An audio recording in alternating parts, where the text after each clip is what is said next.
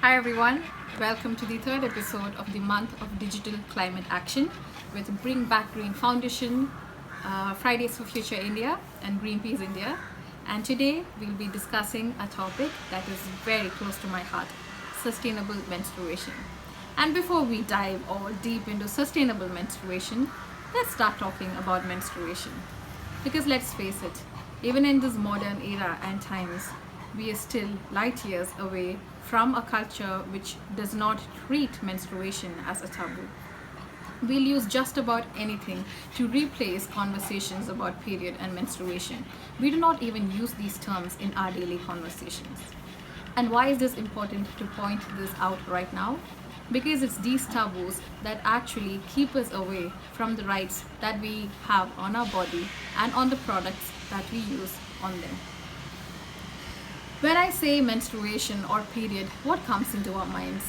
In most of our minds, it's just stacks of sanitary napkins in different colors and with wings and without wings, or with the sports edition or the night edition, right? And just think about it. Is that a limit of choice that we have, or is that really choice? We do not have conversations about the alternatives that we have, or in what goes into making these products like tampon or sanitary napkin, which is what most of us use. So let's start this conversation right now. Sanitary napkin, almost 90% of it is made out of plastic, and in case of tampon, it is 6%. Not just that, a lot of chemicals are used in the making of both these products, including the absorbers inside them. And also a lot of unnecessary fragrance additives, because our sanitary napkins smell. And have you ever thought why? Because what is the function of a sanitary napkin? It's supposed to mop up blood. Name one other product whose function is to mop out blood which smells nice. There is none. But sanitary napkins do. And that is because advertisements and big companies tell us that this is what women need. They want their body parts to smell like flowers in lavender and garden when they are menstruating. And you know what this does? This reinstates the idea, or the false idea, that period blood is dirty, it is gross, it is smelly, it's stinky. And this is just plain wrong. Because this has led to people making their own perceptions about period blood, or their own notions about period blood. I've had people asking, or rather telling me, that period blood is actually infectious, it can transmit diseases, and that it is so gross that leaving it outside would stink up an entire place or make the whole place dirty. And this is just so untrue. Usually I just give them basic biology lesson, but now I also tell them that the menstrual blood is so nutritious that it is actually used as manure for growing plants and vegetables and fruits. It is also used in cooking in few cultures, and I've heard that it makes very delicious food. At the end of the day, it's nutritious good blood, and it has nothing dirty about it, or stinky about it, or smelly about it. It's just the companies making us believe that this is what we need. Because at the end of the day, the more they add on to their product, the more attractive it becomes to us, and lesser the choice that we have to deal with, because we think that is the only available option, right? But is that so? No, there are so many sustainable products that are available in the market, and this we need to talk about and think about, because at the end of the day, we are risking our own health, the health of the planet, and our pockets with our choices, right? Because think of it, just calculate how many sanitary napkin packets do you use per cycle. It's definitely more than 2, right? And now multiply it by the number of cycles that you have in your active reproductive lifetime. It is a huge number. It is a whole lot of money. It is a whole lot of plastic that ends up in landfills, that ends up in sewages, which goes there and blocks it, and manual scavengers have to go in and unblock these. It also ends up as microplastic in our oceans and in our water systems. So whom is this doing any good? Nobody, other than the companies who make money out of it. And that is the reason why we do not hear more about the other products that are available, the other options that we do have.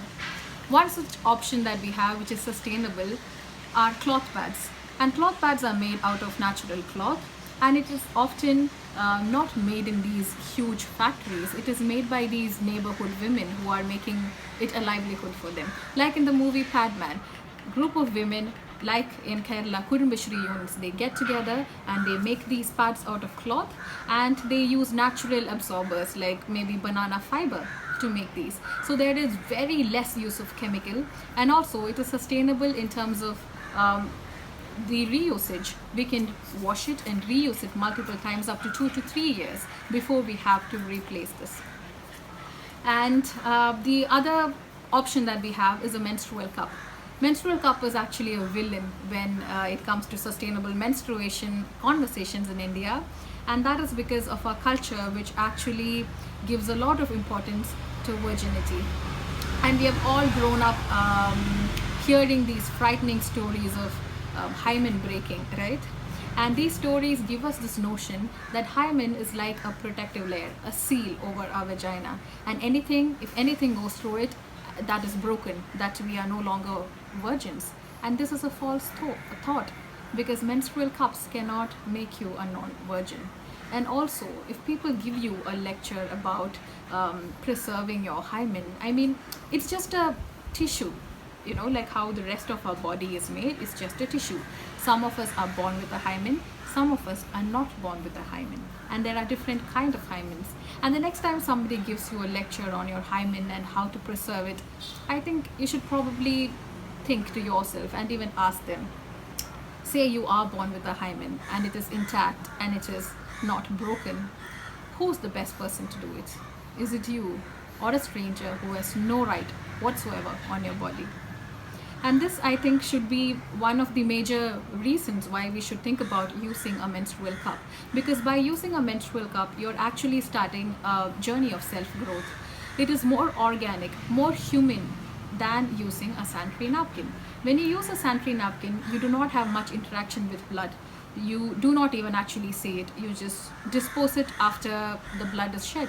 But when it comes to a menstrual cup, right from its insertion, you are actually knowing more about your body, the many holes that you have, the functions of the different parts, how you can keep it clean, how your mood varies. By using a menstrual cup and seeing the blood that comes out of your body every cycle, you see how healthy your body is, the order, the change in color. Everything reflects on what you ingest into your body in terms of your moods, in terms of your emotions, the food, the stress that you have.